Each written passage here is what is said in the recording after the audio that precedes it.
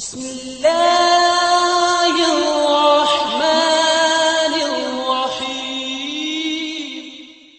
أعوذ بالله من الشيطان الرجيم. بسم الله الرحمن الرحيم.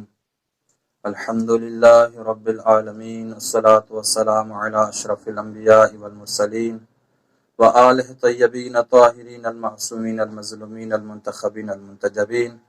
أما بعد فقد قال الله تبارك وتعالى في محكم كتابه المجيد. بسم الله الرحمن الرحيم. وبالوالدين إحسانا. صدق الله العلي العظيم. मुंहिंजा नाज़रीन मोहतरम अस्सलामु अलैकुम वरहमतुल्लाहि वबरकातुहू। जीअं त अॼु मां तव्हांजे साम्हूं वालिदैन जी फ़ज़ीलत जे बारे में चंद अहादीसूं पेश कंदुसि ऐं इंशा अल्लाह इहे हदीसूं जेके आइमा अलैहिस्सलाम खां मंसूब आहिनि ऐं आइमा अलैहिस्सलाम जी नज़र में ॾिसूं त वालिदैन जी केतिरी अहमियत ऐं फ़ज़ीलत आहे। अल्लाह तबारक व तआला क़ुरान मजीद में इरशाद फरमाए थो वबिल वालिदैन इहसाना, तव्हां पंहिंजे वालिदैन सां इहसान कयो। ॾिसूं त इन इहसान मां छा मुराद आहे। इमाम जाफ़र सादिक अलैहिस्सलाम फरमाइनि था पिया इन इहसान मां मुराद जेको आहे तव्हां पंहिंजे वालिदैन सां नेकी कयो ऐं तव्हां पंहिंजे वालिदैन जी हाजत रवायूं कयो, एतिरियूं हाजत रवायूं कयो जो तव्हांजे वालिदैन खे तव्हांजे ॾोह सवाल करण जी ज़रूरत न पवे।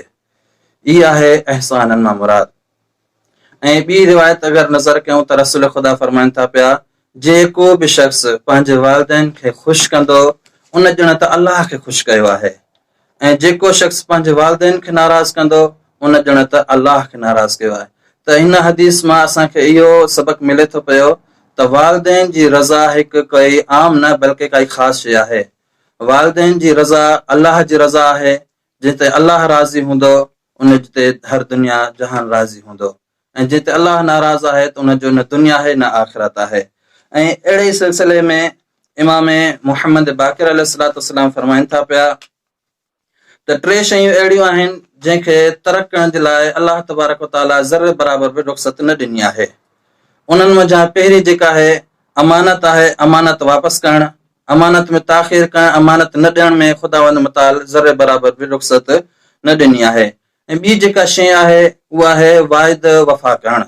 अगरि कोई शख़्स कंहिंसां वाइदो करे थो त उनखे पूरो करणु बि खपे ऐं वाइदे जी ताख़ीर जे लाइ अलाह तबारक व तआला उनखे ज़र्रे बराबर बि इजाज़त न ॾिनी आहे। टी जेका आहे उहा अहम शइ इहा आहे जेका असांजे मौज़ू सां आहे, उहा आहे वालिदैन सां सुठे तरीक़े सां पेश अचणु। याने इन मां मालूम इहो थिए थो त वालिदैन सां ज़र्रे बराबर बि अगरि कोई बद इख़्लाक़ी सां पेश अचे थो त अलाह तबारक व तआला इन जी उनखे इजाज़त कोन थो ॾे। इन सभिनी हदीसनि जे नज़र कंदे ॾिसूं त फ़ाइदो छा आहे। अगरि असां वालिदैन सां सुठे तरीक़े सां पेश अचूं त असांखे फ़ाइदो छा थींदो।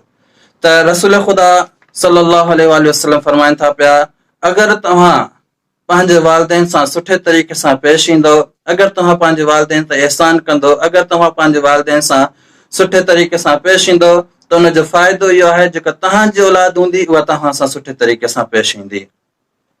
ऐं अगरि तव्हां पंहिंजे वालिदैन सां सुठे तरीक़े सां पेश न ईंदो त यकीनन उहो ॾींहुं बईद न आहे जो तव्हांजी औलाद बि तव्हां सां सुठे तरीक़े सां पेश न ईंदी।